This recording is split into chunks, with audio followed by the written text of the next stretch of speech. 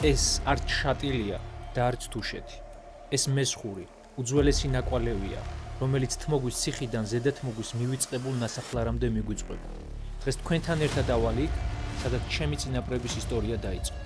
აქ ამ მიდამოებში ჩაწერილია მესხური მემკვიდრეობა, რომელიც საუკუნეების განმავლობაში საქართველოს კულტურულ და სულიერ ხერხემალს წარმოადგენდა. მოემზადეთ, რადგან ამ გზაზე მესხეთი სულ სხვა თვალით უნდა დაგანახოთ. დღეს დროსა და სივრცეში ვიმოგზაურებთ. იქ, სადაც მესხეთის მთები 1000 წლოვან საიდუმლოებებს ინახავს. ერთად აღმოვაჩენთ ზედათმოგვის მისტიკურ ნასახლარს. მოვილოცავთ მე-9 საუკუნის წმინდა გიორგის სახელობის ტაძარს და გადავხედავთ ხეობას ლეგენდარული თმოგვის ციხიდან. გზად ადგილობრივ საოჯახო სასტუმროსაც ვეწვევით, რათა ნამდვილი მესხური კერძების გემო შევივიწყოთ. ჩვენთან ერთად კი იქნებიან ჩვენი ამერიკელი მეგობრებიც. ჩვენი პირველი გაჩერება მესხეთის უძლეველი კარიბჭე, თმოგვის ციხეა.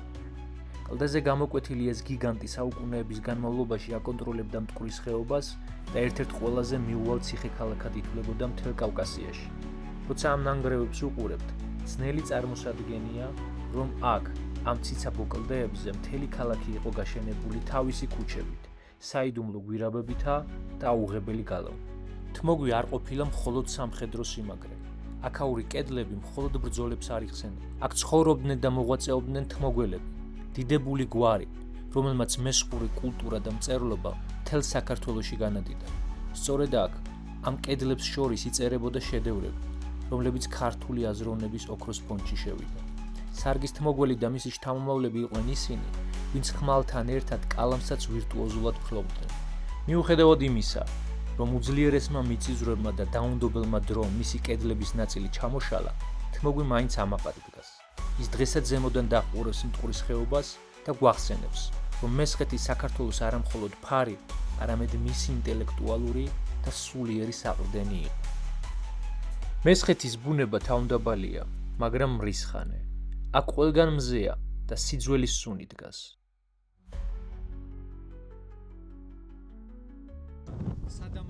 სად ამოვედით და ნასოფლარ ზედათმოგში, სადაც ცხოვრობდნენ ჩვენი წინაპრები. ამ სოფელში ცხოვრობდნენ ზედათმოგში ოთანაძეები, კაველიძეები, მაღრაძეები, მაისურაძეები, ბერიძეები. ვინმე მე მგონი არავინ არ გამომჩა. არავინ გვიწყებს თუ გამომჩა? არა, არ გამომჩა არავინ. ეს ეკლესია არის მე-12 საუკუნის, მე-9 საუკუნეში აშენდა პირველად და მერე უკვე სახის შეცვლილი არის დაამატეს, იქით ამ მხრიდან ემჩნევა რა. ხოდა წერილობითი ცნობები ეს გვარები რამდენი საუკუნე აქ ცხოვრობდნენ რამე არ არსებობს, მაგრამ ჩვენ შეგვიძლია ვივარაუდოთ იქიდან გამომდინარე, რომ ეკლესია თუა მე-9 საუკუნის ეკლესია იყო იქ, სადაც იყო მრევლი.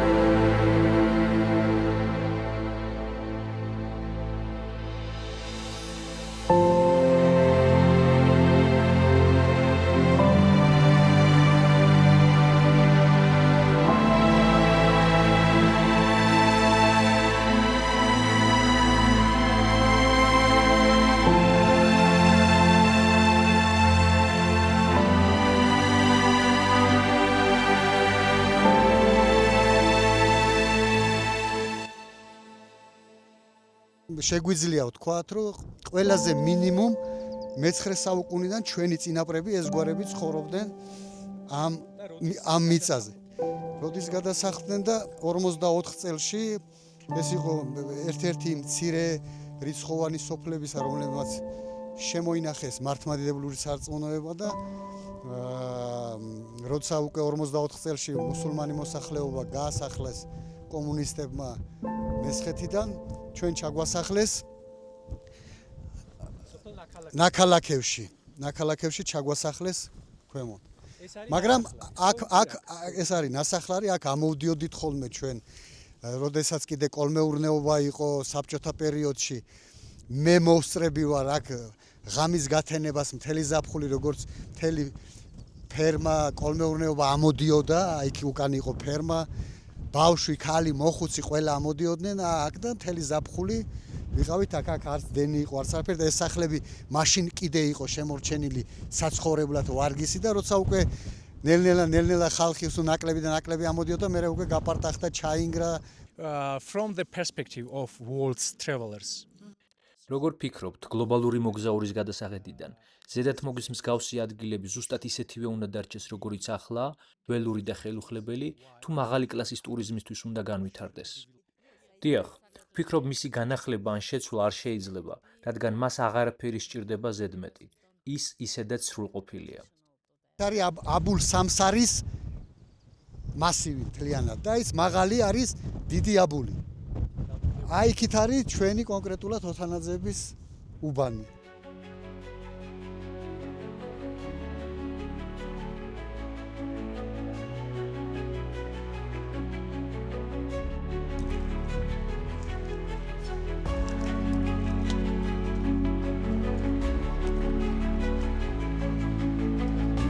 ხოჩა სად ვართ ახლა? ძირითადად უბანი მთლიანად ოთანაძეების ის არის. აუ დაახლოებით ღმერთმა იცის ჩვენ შეგვიძლია ვივარაუდოთ, რავი, მე-16, მე-17, მე-15 საუკუნე, მე-14 ეს არის ტრადიციული მესხური, თავისი დედაბოძი. აი ეს არის დედაბოძი. ეს არის დედაბოძი. ეს თურქეთმა რო ოსმალეთის იმპერიამ რო დაიპყრო მესხეთიდან, მერე ხო გადასახადები დააწესეს, თავიდან დააწესეს გადასახადები ოჯახებზე. და ამათმა წვა იხმარეს მესხებმა და ოჯახები გაერთიანდნენ და დიდი ოჯახები გახადეს რა, გაიგე და ორი ძმა, სამი ძმა, ბიძაშვილები ერთად ცხოვრობდნენ რა და ერთი ოჯახის თავი იყო ვიღაც და დანარჩენები, რა თქმა უნდა, ბევრი რძლები, ბევრი ისინი რა ქვია, შვილები, შვილიშვილები და დიდი ოჯახები იყო რა. მე გარეწარმა ოსმალებმა ადგენენ რა გაშიფრეს ეგ თემა რა, ოჯახები იყო გაერთიანებული და იმიტომ რომ ხო ოჯახზე დააწესეს გადასახადი. მე ემათმა ადგენდა თვითონ სულ მოსახლეზე, მე მგონი კაცებზე მარტო დააწესეს უკ გადასახადები რა.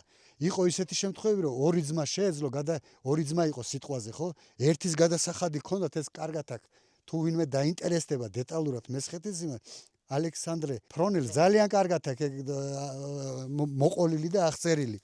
ერთი ძმა რო შეეძლო გადაეხადა გადასახადი და მეორე ვერ იხდიდა, იმდენი არ იყო, ვიღაცას მღვდელმა გადაუხადა, ვიღაცას ეკლესიამ გადაუხადა და ერთი მუსულმანდებოდა ვითომ დასანახად, მეორე რჩებოდა აი ეს ჯვრებია. სვეტოვნად მოჩანს ახლა. აი არის ჯვარი და დაზიანებულია. აი ეს არ არის დაზიანებული, კარგ მდგომარეობაშია, რომელიღაცა დაზიანებული, 4-ვე კუთხით ქონდა, 4-ვე კუთხით იყო ჯვრები, მაგრამ ჩვენ ჯვრებს ვეძახით, მაგრამ ეს ჯვარი ხო არ არის რომ შეხედავ, ეს არის სტელა. სტელა და მე ვარაუდობ, ეს ჩემი აზრია, შეიძლება მევცდებოდე. ეს სტელა ჯერ კიდე კერპთაყვანის ცემლობიდან მოდის. ასე რომ ჩვენ რო ვარაუდობთ რომ ეკლესია რახან არის მე-9 საუკუნის, ესე იგი მე-9 საუკუნიდან აქ ცხოვრობდა უკვე ხალხი. ხალხი აქ ცხოვრობდა ჩემი აზრით. ჯერ კიდე კერპთაყვანის ცემლობიდან მოყოლებული. გოჩა, წეღან ჩვენ სტუმრებს ვკითხე, როგორ ფიქრობენ, როგორც საერთაშორისო მოგზაურები, ეს ადგილი ჩვენი მესხური მემკვიდრეობა უნდა შევინარჩუნოთ ისეთივე ხელშეუხებელი, როგორიც არის, თუ უნდა განვავითაროთ, გავუკეთოთ მოდერნიზება და რაღაცა თანამედროვე ტურიზმის მიზიდულობის ცენტრად ვაქციოთ. შენ როგორ ფიქრობ? ჩემი აზრია, რომ აი რაღაც სახით შენარჩუნებაც კარგია, მაშინ დაკონსერვება ისე როგორც არის, უბრალოდ ამას სახელმწიფო თუ არ მიაქცევს ყურადღებას, თუ არ გაუწევს რაღაც იმას, რა ქვია, დაფინანსებას და მაგალითად, როგორც თუშეთში დართლო რო აღადგინეს, აი ესეთნაირად რო აღადგინონ ეს სოფელი მაგალითად და ერთ-ერთი ძალიან აქტიური ის იქნება ტურისტული ლოკაცია. მაგრამ თუ სახელმწიფო არ ჩაერევა, ეს რასაც დღეს ვხედავთ, ამას ვეღარ დავინახავთ ხვალზე უკვე. ესეც აღარ იქნება. ესეც მიწასთან გასწორდება აბსოლუტურად, იმიტომ რომ ყოველ წელს რო ამოვდივარ, აი ხლა აი სახლი ჩანგრეული დამხვდა, ის რაღაც ჩანგრეული დამხვდა. ყოველ წელს ემატება რაღაც და ან უნდა დაკონსერვებას აზრი არ აქვს ესე როგორც არის, მაგრამ კარგი იქნება რომ სახელმწიფომ რაღაც სახსრები გაიმეტოს, მოიპოვოს არ ვიტყვი, იმიტომ რომ საკმაოდ მდიდრდება ჩვენ სახელმწიფო დღესდღეობით უკვე. ბიუჯეტი ყოველ წელს იზრდება და და აი ესეთნაირად როგორც აღდგა ბევრი სოფელი საქართველოში და ეხლა არის ძალიან აქტიური ლოკაციები, აი ესე შეიძლება ზედათ მოგი, მით უმეტეს აი ესეთ იმაშია ჯაჭში, ვარძია, ჭაჭკარი, ქვევით თმოგის ციხიდან ამოყავს აქ სტუმრები და აქ რო აღადგინონ ეს როგორც გესტჰაუსები გაკეთდეს მერე და ასე შემდეგ, მაგრამ ეს უნდა გააკეთოს სახელმწიფო. ვიცი მოდიან, ვიცი.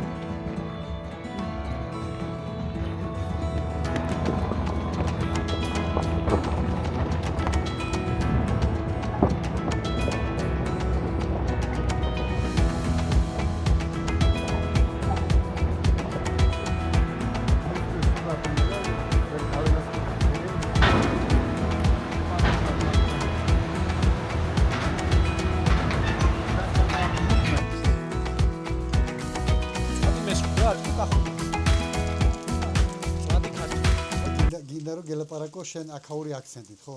ხალა რანაქნა ვიჭერდი, რანაქნა წვადინა შევწვა ჰასტომრები მოსულან. დავждეთნა პურინა ჭამოს.